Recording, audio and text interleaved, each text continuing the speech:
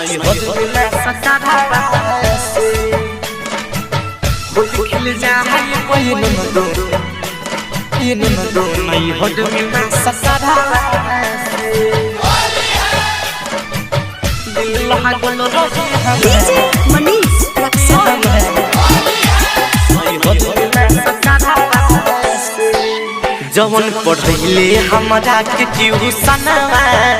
बिना देखले ना लागत रही मनवा जवन पढ़ले हमरा के ट्यूशनवा बिना देखले ना लागत रही मनवा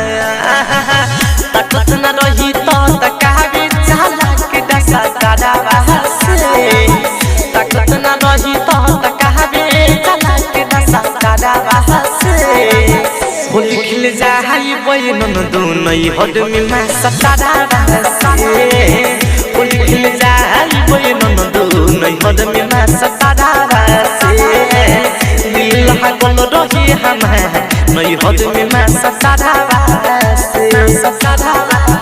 जवन पढ़ले हमरा के ट्यूशनवा बिना देखले ना लागत रही मनवा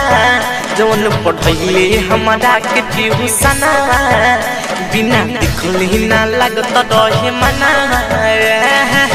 तकत न रही तो तकावे चला के दसा दादा से भजिया नयले तहादिर नंदू बहारा से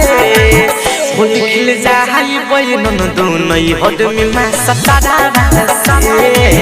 होली खेल जाए कोई नंदो नहीं हद मिला सदा से दिल लागल रही हम नहीं हद मिला सदा से नहीं हद मिला सदा से होली खेल जाए कोई नंदो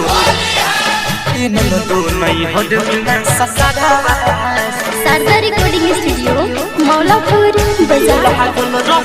डीजे मनीष रक्सौल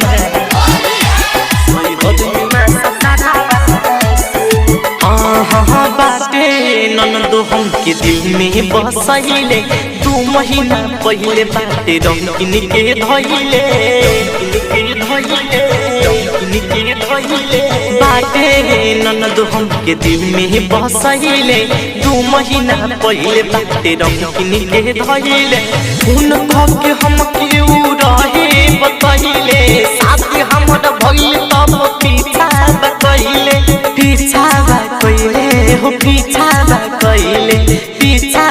कइले हो इच्छा कइले इमो पद बात करत रहे लड़ा के नजर धावा से इमो पद बात करत रहे लड़ा के नजर धावा से होली खेल जाए कोई नंदो नहीं हद मिला सदा से होली खेल जाए कोई नंदो नहीं हद मिला सदा से दिल लागल रही हम नहीं हद मिला सदा से नहीं हद मिला सदा से होली खेल जाए कोई नंदो नहीं हद मिला सदा से दिल लागल रही डीजे मनीष रक्सौल नहीं हद मिला सदा नहीं रागे न तारा कर रीतिक से जुड़ल विकास गोलू मदन से शौक हमर पूरल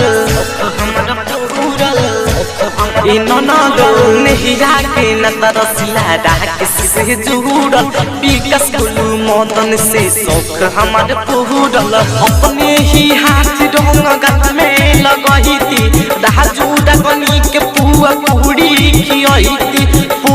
खियती हो साधा पुरैती पूरी खियती हो जियादा जुड़ैती कबले हम जी पटेल राज देव के ननद सुन दादा से कबले हम जी पटेल राज देव के ननद सुन दादा से होली खेल जाए कोई नंदो नहीं हद मिला सदा से होली खेल जाए कोई नंदो नहीं हद मिला सदा से दिल लागल रही हम नहीं हद में मैं सतारा